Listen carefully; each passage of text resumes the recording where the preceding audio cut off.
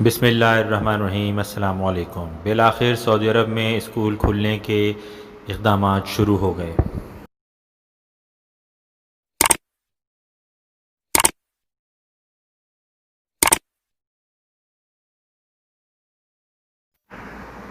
وزارت تعلیم سعودی عرب کی ترجمان ابتسامہ شہری نے کہا ہے کہ نجی اسکولوں میں پہلے سیمسٹر کے امتحان لینے کے لیے طالب علموں کو بلایا جا سکتا ہے۔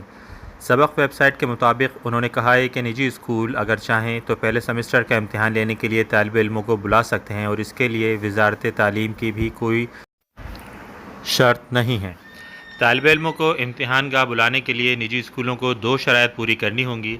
پہلی یہ کہ طالب علم کے سرپرست اس کے والدین اس کی اجازت دیں، اور دوسرا یہ کہ امتحان گاہ میں SOPs کا مکمل اہتمام کیا جائے۔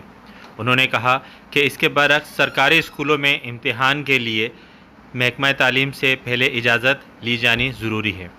اس کے علاوہ سرپرست سے بھی اجازت لی جائے گی اور امتحان گاہ میں SOPs کا مکمل اہتمام کیا جائے گا۔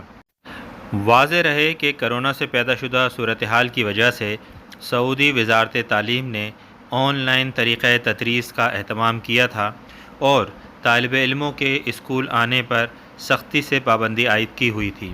اس ضمن میں یہ اجازت خوش آئین پہلو ہے اور اس سے لگتا ہے کہ مستقبل قریب میں اسکول کھلنے کے امکانات واضح ہیں۔